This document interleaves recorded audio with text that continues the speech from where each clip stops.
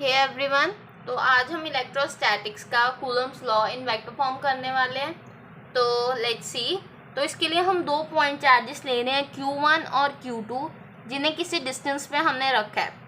तो इन पे जो फोर्स दोनों पे एक्ट कर रही होगी, तो लेट्स से कि ये दोनों सेम नेचर में, लेट्स से कि दोनों पॉजिटिव चार्जेस हैं, तो इनमें अट्रैक्टिव फोर्स होगी जो इन दोनों पे लग रही होगी।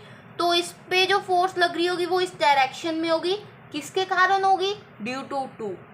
तो वो कौन सी फोर्स होगी? Force acting upon one due to two. और इस पे जो फोर्स एक्ट करी होगी वो इस डायरेक्शन पे होगी और किसके कारण होगी? Due to one. सो इस पे फोर्स जो एक्ट कर रही है वो है upon two due to one. और लेट्स से इनके जो बीच में डिस्टेंस है वो है हमारा r। देखो इन दोनों के पास यूनिट पोजीशन वेक्टर है दोनों का। इसका पोजीशन वेक्टर है r1 और इसका पोजीशन वेक्टर है r2। देखो अगर हमने इस डायरेक्शन में जाना है, मतलब इस फोर्स जिस डायरेक्शन के लॉन्ग एक्ट कर रही है उस डायरेक्शन में देखें तो इसका डिस्टेंस क्या होगा हमारा? r1 minus r2। और अगर इस डायरेक्शन में देखें तो वो होगा हमारा r2 माइनस r1। यही होगा,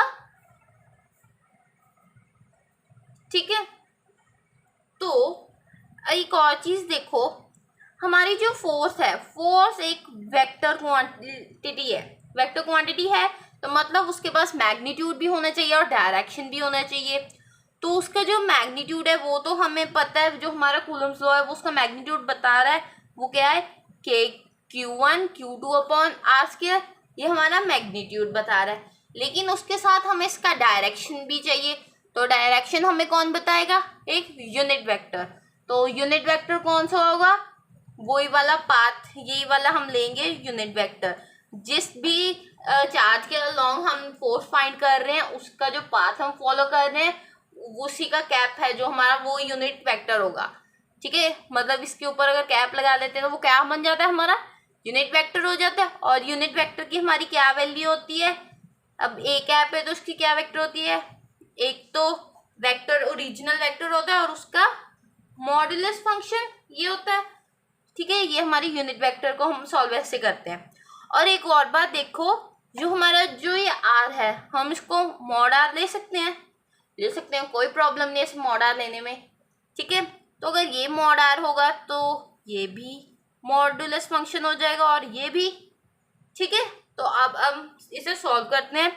सो हम फाइंड करते हैं फोर्स जो एक्ट कर रही है 1 पे ड्यू टू 2। तो हमारे पास इसका मैग्नीट्यूड तो ऑलरेडी है के Q1 अपॉन आर स्क्वायर, लेकिन आर इस बार हम कौन सा लेंगे?